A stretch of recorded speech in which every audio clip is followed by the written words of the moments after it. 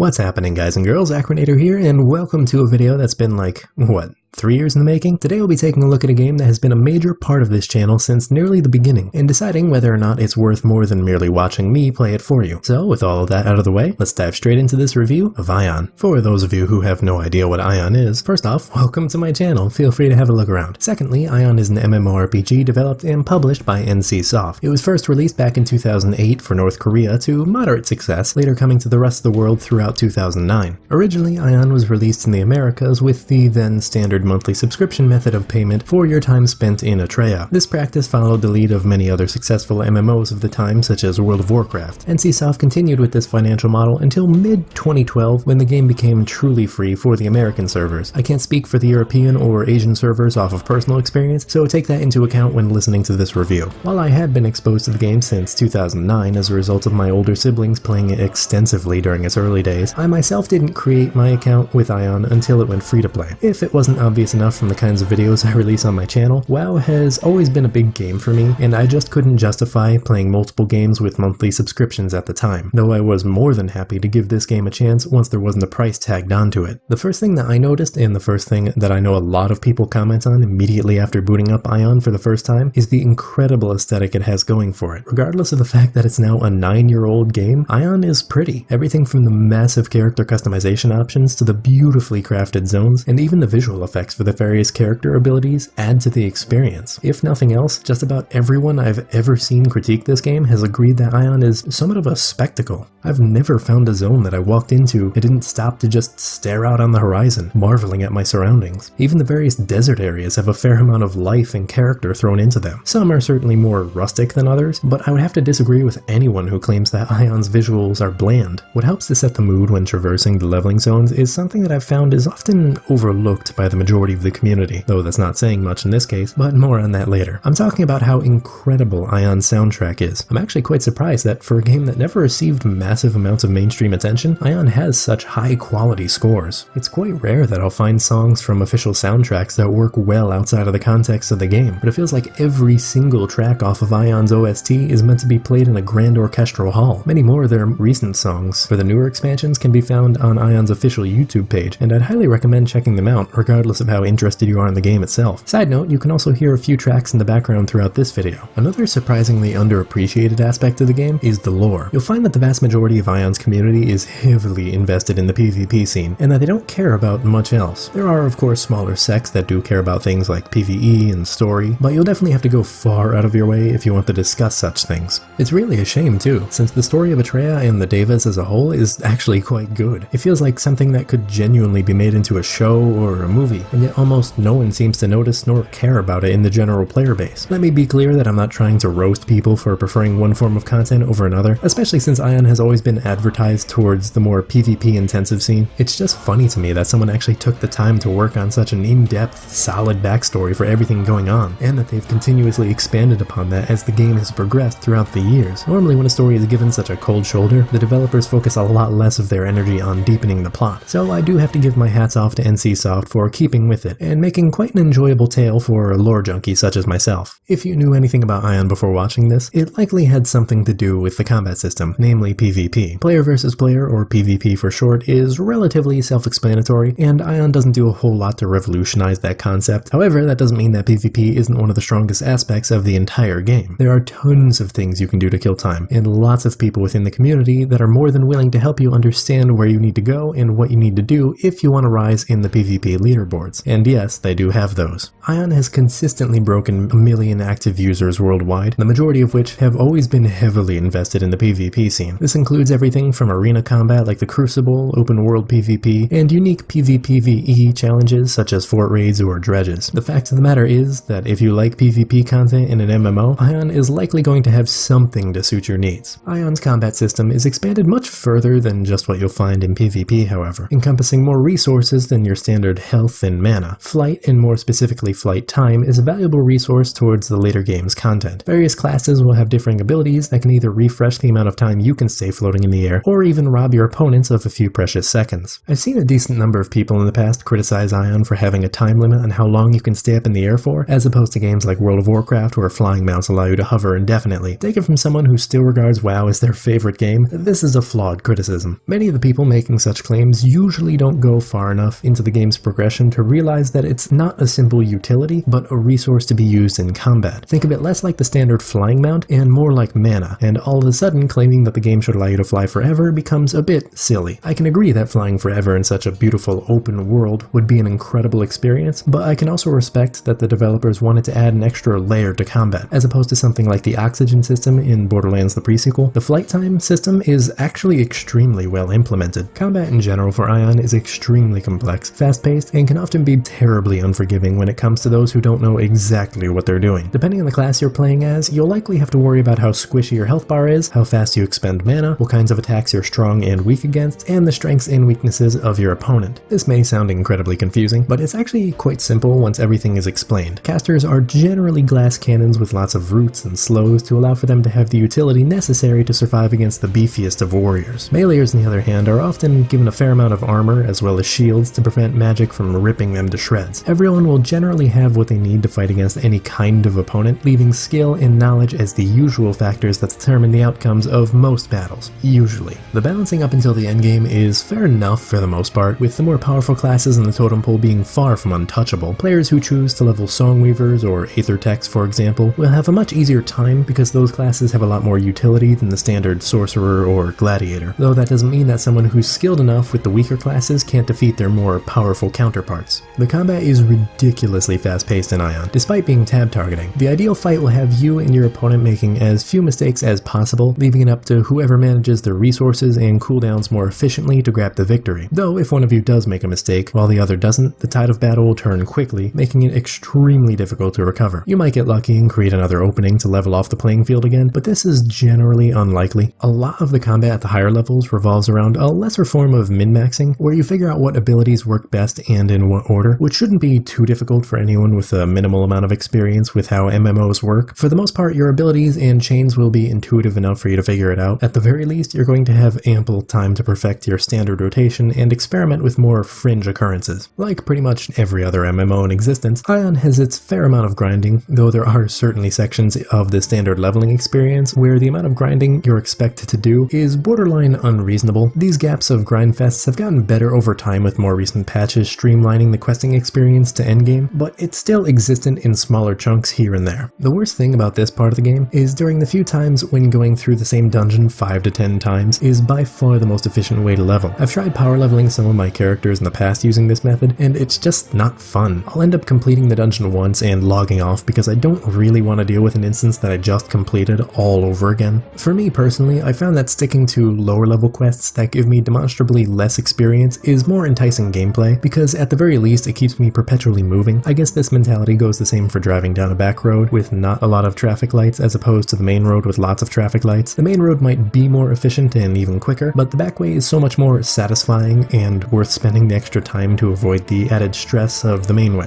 What makes this a bit more easy of a choice for me to make in recent times is that the development team have spent a fair amount of effort in making the PvE experience leaps and bounds ahead of what it used to be. While Aion is definitely still a PvP focused game, you can easily play to the very highest level without ever having to fight another player. Questing in dungeons can and will bring you all the way to the last few levels in the game if you do nothing else but them. This kind of goes along with the story, since much of one is held within the other, but it's very nice to see that the devs put the extra effort into something that's so vital to the early game. You can certainly attempt to level solely on PvP, but it'll take infinitesimally longer than doing some questing on the side. Once you hit about level 50, you begin to receive daily quests for PvP arenas, but until that point, it's very hard to progress through just fighting other people. As someone who personally doesn't want to do very much with PvP, the recent expansion of Aion's PvE content is a great thing to see. Unfortunately, at some point you'll be forced out of the fast track servers and onto the standard ones, where world PvP is enabled by default. Personally, I'm not a huge fan of this, especially when people of higher level and better gear than myself decide to gank the ever-loving shit out of anyone who crosses their path, but there's not really anything to do about it besides complain and log off. Once you hit level 66 and ascend to an Archdeva, the amount of content that doesn't include daily drops dramatically. It is a shame, and I wish they'd have strictly PvE servers, but I do understand the fact that the game was based around the world PvP concept at heart. The main problem with this is that the late game becomes somewhat pay to win, or at the very least pay to not grind. You see, Aion has a cash shop where you can pay real money for items that are effectively loot boxes, which give you items that allow you to craft items with varying success rates. I'm not a fan of this design choice, and it is, in fact, one of the things that I hold most against NCSoft, but again, there's nothing I can do about it besides complain. This technically only affects the top 1% or so of players on the leaderboards, but the problem trickles down a bit when these top tier players get bored of fighting people at their own level and feel like utterly wrecking someone with significantly worse gear, leaving people like me with absolutely no chance at doing anything besides standing there and dying. It's not necessarily the attitudes of the players that I fault NCSoft for, more so that if I wanted to gear up enough to fight them legitimately, I'd have to spend literal hundreds of hours grinding for the materials or pay about $50. That to me isn't very consumer friendly, and it's not something that I'm willing to tolerate that much. This is probably one of, if not the biggest reason why I will only ever play Aion casually. I don't want to reach the level where I'd have to compete with someone based on the size of my wallet. There are some other minor issues, like how the various regional servers are run, but the cash shop is by far the worst offense. While we're on that topic though, I can really only speak for the American servers, as I stated before. The cash shop is the only egregiously bad feature that they have to offer, as opposed to the European servers that are run by Gamerforge. I don't have time to go over everything wrong with that, so if you're curious, just look up Gamerforge for yourself. For me personally, I'd say the biggest issue that I've come across on a consistent basis while playing in terms of servers would be that the American servers include both Americas. There's nothing wrong with playing with people in South America, other than trying to deal with the language barrier. When you're queuing up for dungeons and someone in your group only speaks Portuguese, it creates quite a lot of problems trying to communicate strategy to the rest of the party. Though for the most part that's a relatively minor issue, since it's more of a cultural barrier than anything physically stopping you from playing the game, and I would like to note that pretty much all of the problems I've talked about are very minor in the grand scheme of Aion. They're certainly annoying when you do run into them, but it's such a small fraction of the average playtime experience that it's almost negligible. Though that certainly doesn't excuse some of these design flaws, I do want to reassure the average person looking into whether or not this game is worth playing that the good most definitely outweighs the bad, in my opinion. And it's from all this that I drew upon when I decided to give Aion a 9.1 out of 10. I've bounced back and forth over the past few weeks about exactly what numeral score to give, because it does have some glaring problems when taking the whole picture into account. Ultimately, I decided that NCSoft has consistently improved the game since I started playing when it went free to play. When I stopped to think about it, I realized that's quite the achievement to go for about 5 years now and not find any major updates that made the general gaming experience worse. It's pretty common in such a long-running game like Aion that there would be some bumps along the way, but the devs have managed to keep that to a minimum. They've consistently proven themselves in making constant improvements, and that's all you can really ask for in an MMO like this. I can wholeheartedly recommend Aion to anyone looking for a solid, classic-style MMORPG, especially given its price tag. I would avoid downloading Aion from anywhere other than their official website, for which I'll have linked in the description below, so just follow that link if you're interested in trying it out for yourself. And I would recommend that you at least give Aion a shot. It doesn't do anything too crazy in terms of wild innovations, but as far as I'm concerned, it doesn't need to. I take a good game over one that tries and fails to shake things up any day. If it ain't broke, don't fix it. And Aion seems to grasp that concept exceptionally well. While it does take a lot of inspiration from titles like EverQuest and World of Warcraft, Aion does enough to feel truly unique. I can't recommend this game enough, and it's usually the first MMO I recommend to people who can't afford the subscription for something like WoW. If you do decide to give it a shot, I'd recommend you pick a casting class, as they're usually the easiest to learn. I'd also say that you should give the game a shot until around level 45-ish. At that point, you should have a pretty good understanding of what the game is like without having to pour too much time into it, being that it would only take you about 20 hours on average to achieve. Anyways, I hope you enjoyed this formal review. If you did, feel free to give it a thumbs up, and if you want to see more like it, maybe even subscribe. Links to my social media and whatnot are in the description below, and that's all the time we've got for today, so until next time, don't die.